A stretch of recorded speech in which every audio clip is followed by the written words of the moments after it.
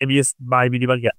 এটার কারণ অনেকগুলো কারণে হয়। শরীর ডিহাইড্রেটেড থাকবে, আপনার খাবার পাবেন হজম করতে পারেন না, আপনি লিখে আসবে, মাইক্রোবায়োটা ব্যালেন্স দিতে কষ্ট হবে, আপনার ওষুধের খাবেন, ওষুধে কাজ করবে না।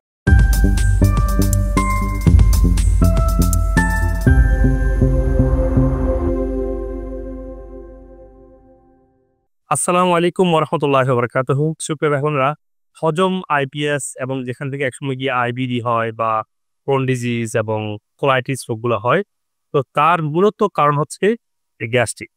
এবং গ্যাস্ট্রিক সমস্যা এত বেশি যে পৃথিবীর 70% মানুষ গ্যাসের বা পেটের বা পেপটিক যেটা বলো বা গ্যাস্ট্রাইটিস, অ্যাসিড রিফ্লাক্স অন্য কোন ধরনের আপনার পেটের সমস্যা আক্রান্ত।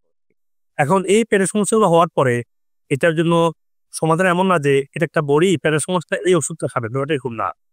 যদিও এটা কমন রোগ যে গ্যাস হচ্ছে, একেক জনের একেক ধরনের সমস্যা হয়ে থাকে। গ্যাসের পিছনে অনেক কারণ আছে, আইবিএস এর পিছনে অনেক কারণ আছে। তো বিভিন্ন মানুষের বিভিন্ন কারণে হয় এবং আজকে সেগুলো নিয়ে আলোচনা করব। আপনারা শেষ পর্যন্ত শুনবেন এবং আপনার পছন্দ করবেন ইনশাআল্লাহ। তো প্রথমত আমি যেটা বলেছি যে এটা কোনো সবার জন্য একই ওষুধ না। কারণ এটার জন্য কোনো মেডিকেল রেকর্ড থাকে না। আপনার গ্যাস্ট্রিক কতটুকু হয়েছে বা আপনার আইবিএস আছে কি নাই বা আইবিএস লেভেল আছে, এটার জন্য কোনো স্পেসিফিক মেডিকেল টেস্ট করার সুযোগ নেই।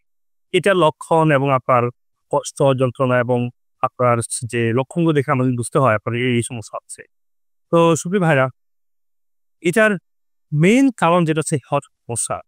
আমাদের হজম সমস্যাগুলো কাজ করে কয়েকটা থাকে। একটা হচ্ছে আমরা খাবারটা যখন খাই, এটা সঠিক খাবার নির্বাচন করতে হয়। নির্বাচন না করলে এমনিতে হজম সমস্যা হবে। আবার অনেকে ভালো খাবার খেলেও সমস্যা হয়। আবার ভালো খাবার খেয়ে হজমের সবগুলো টিপস ফলো করার পরেও সমস্যা হয়। তার মানে হচ্ছে যে হজম শুধু রাইট খাবার চুজ করলে হবে না। প্রপারলি খেতে হবে। প্রপারলি খেলে হবে না। আপনার পেটে খাবারটা হজম করার মতো সে এনভায়রনমেন্ট থাকতে হবে। তখন গিয়ে আপনার আইবিএস টা আর হবে না। আপনার খাবারটা ঠিকমতো হজম হবে, আপনি পুষ্টি পাবেন, আপনার দীর্ঘস্থায়ীভাবে শরীরে মাল নিউট্রিশন বা পুষ্টির যে ডেফিসিয়েন্সি হয়, এটা ইনশাআল্লাহ আর হবে না। আপনি একসময় গিয়ে আপনার এনাফ খাবার হজম করতে পারবেন, পুষ্টি আসবে ইনশাআল্লাহ তাআলা। তো সুপ্রিয় ভাইরা, প্রথমত হচ্ছে এটার কারণটা কি? এটার কারণ অনেকগুলা কারণে হয়। এবিএস বা আইবিডি বা গ্যাস।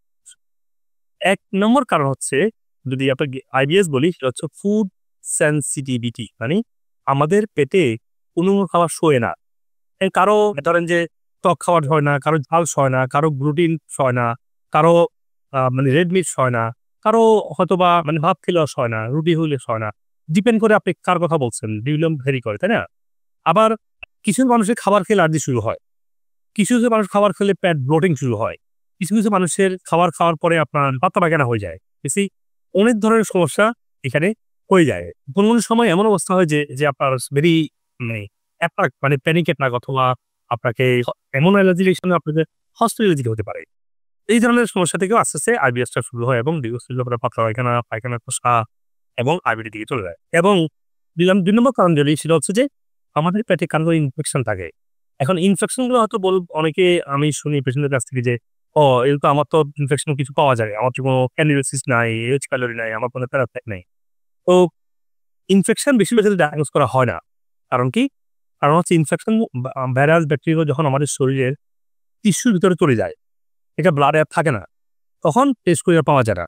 মনে হচ্ছে আপনার সবই নরমাল, কিন্তু আপনি খেতে পারতেছেন না, ঘুমাতে পারতেছেন না, মাথা ব্যথা, ব্রেইন কাজ করে না, যেটা এখানে কষ্ট হচ্ছে, আপনার ব্লাড সুগার সবই নরমাল। তো এটার জন্য মনে হচ্ছে যে আপনার শরীরে কতটুকু ডাইজেস্টিভ ক্ষমতা আছে। এটার জন্য নেওয়া হচ্ছে যে আপনার কতটুকু ইনফেকশন আছে। সেই ইনফেকশনটা অথবা আপনার টিস্যুর ভিতরে মানে ইনফেকশন টিস্যুর ভিতরে চলে গিয়েছে। যার কারণে আপনি টের পাচ্ছেন না। সেজন্য কি করতে হবে? আপনাকে সিরিজ টেস্ট করা যায় এখনকার যুগে। যে আপনার জিঙ্ক লেভেল কতটুকু আছে, আপনার ম্যাগনেসিয়াম লেভেল কতটুকু আছে, আপনার লিকি গাট আছে কিনা। লিকি গাট আছে কিনা এটা ডিপেন্ড করে হচ্ছে আপনার শরীরে কতটুকু ইনফ্লামেশন আছে। আপনার যদি লিকি গাট থাকে, আপনার লিকি গাট ধরে পুরো শরীরে ছড়িয়ে পড়বে। এতে করেও আপনার যে ইনফ্লামেশন থাকছে, সেই ইনফ্লামেশন থেকে আপনার একসময় এসে লিকি গাট এবং বিভিন্ন আইবিএস লক্ষণগুলো চলে আসে। আবার কিছু ব্যাকটেরিয়া আমাদের পেটের ভিতরে ভিলাই ব্যাকটেরিয়া বলতে হাউস তৈরি করে। এগুলো বলা হয় বায়োফিল তৈরি করে। আবার কিছু খাবার আছে যে আপনার সাধারণ শরীরে কিছু ট্রিগার মানে মেডিসিন দেখে কিন্তু মেডিসিন দেওয়ার পরে শরীরে কিছু ট্রিগার তৈরি হয়। শরীরে কিছু মানে প্রয়োজনীয় ইমিউন সিস্টেম কাজ করে না। শরীরে ধরেন আপনি অনেকদিন অ্যান্টিবায়োটিক খেলেন, আপনার শরীরে গুড ব্যাকটেরিয়া নষ্ট হয়ে যাবে। যখন এই গুড ব্যাকটেরিয়া নষ্ট হবে আপনার ব্যাড ব্যাকটেরিয়াগুলো বেড়ে যাবে। এসি মাইক্রোবায়োটা ইমব্যালেন্স হলে এটা হয়। এই কারণগুলো হয়। আমি একটু বলি কারণগুলো হচ্ছে প্রথম হচ্ছে আপনার কোন পেটে কোন খাবার হজম হয় না পেটে। আবার আরেকটা কারণ বলি এর আগে অ্যাসিড লেভেলটা কমে যায় অনেকের ক্ষেত্রে। অ্যাসিড লেভেল কেন কমে যায়? যে আপনার দীর্ঘদিন থেকে যখন পেটে ইনফ্লামেশন থাকে, খাবার হজম হয় না, পেটে অ্যাসিড লেভেলটা কমে যায়। কারণ খাবারটা হজম করার জন্য ভেরি হাই মানে পিক দরকার হয়।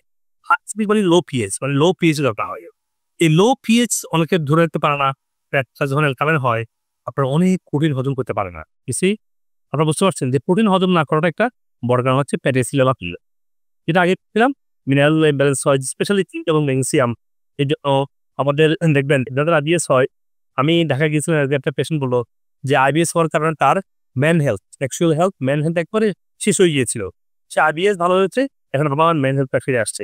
কারণ ম্যান আইবিএস হলে জিঙ্ক কমে যায়। জিঙ্ক কমে গেলে তখন আমাদের টেস্টোস্টেরন লেভেল আমাদের ফিনাইল ইন্টারভ্যাল বেড়ে যায়, তখন ম্যান হেলথ গুলো আর ভালো থাকে। এক্ষেত্রে ম্যাগনেসিয়াম খেতে হয়, জিঙ্ক খেতে হয়। আর ম্যাগনেসিয়াম না খেলে আসলে ক্যালসিয়াম আসে না। অনেকে শুধু ক্যালসিয়াম নেয়, কখনো তো ক্যালসিয়াম নেবেন না ম্যাগনেসিয়াম ছাড়া। যদি ক্যালসিয়াম নাও নেন তাও শরীরে ক্যালসিয়ামটা আসবে, কিন্তু শুধু ক্যালসিয়াম নিলে প্রেগন্যান্সি মাঝ বেড়া শরীর ডিহাইড্রেটেড থাকবে, আপনার খাবার খাবার হজম করতে পারেন না, আপনি লিখে আসবে, মাইক্রোবায়োটা বেড়ে যেতে কষ্ট হবে, আপনার ওষুধের খাবেন ওষুধে কাজ করবে না। তবে ভালো থাকবেন, আমার জন্য দোয়া করবেন সবাই, আপনার জন্য অনেক অনেক দোয়া এবং ভালোবাসা। ইয়ামানিল্লাহ, সালামু আলাইকুম ওয়া রাহমাতুল্লাহ। মাত্র 3 দিনে দেখি আলহামদুলিল্লাহ আমি উঠে নিজে নিজে দাঁড়াইতে পারতেছি, ওষুধ না খাইতে। 15 দিনের মধ্যে পুরো আমার জীবনটাই চেঞ্জ হয়ে গেছে। যেখানে আমি ভেবেছিলাম যে আমার 2টা বাচ্চা, আমি বাঁচবো না, মরে যাবো, ওদের কি হবে, আল্লাহ আমাকে সুস্থ করে দাও। তারা সবাই আমাকে দেখতে আসতেছে যে আমি মরে যাবো। এরকম পরিস্থিতিতে যাক, এখন আলহামদুলিল্লাহ আপনাদের সবার দোয়ায় আমি এখন অনেক ভালো আছি, অনেক সুস্থ আছি। আমার যে সমস্যাটা ছিল গ্যাস্ট্রিকের ইস্যু, অনেক ডাক্তার বলছে যে গ্যাস প্রবলেম এটা ওইটা, কিন্তু আপনি তো গত 8-9 মাস ধরে আমাকে মেডিসিন দিচ্ছেন, করে দেওয়ার পরে আলহামদুলিল্লাহ অনেকটা রিকভার হয়েছে। সমস্যাটা আমার অনেক দিন ধরেই, অনেক কয়েক বছর হয়ে গেছে, 2006 থেকে ছিল, বাট এতটা ওয়ার্স ছিল না। গত 4-5 বছর ধরে যেরকম ওয়ার্স হচ্ছে, খাবার একদমই হজম হচ্ছে না, সারাক্ষণ বুকের মধ্যে চাপ লেগে থাকতো, বমি হতো, বাট আলহামদুলিল্লাহ তো মেডিসিন গুলো আপনার খাওয়ার পরে আলহামদুলিল্লাহ বেটার। আমি ছাত্র জীবন থেকে আইবিএস প্রোগ্রাম এবং ছাত্র জীবন থেকে আমি অ্যান্টাসিড প্লাস সিরাপ দিয়ে শুরু করেছি। খাওয়া দাওয়ার কোনো ছিল না। তো আপনার এই ভিডিওগুলো দেখি, এখন কোনো মেডিসিন নেই। আলহামদুলিল্লাহ।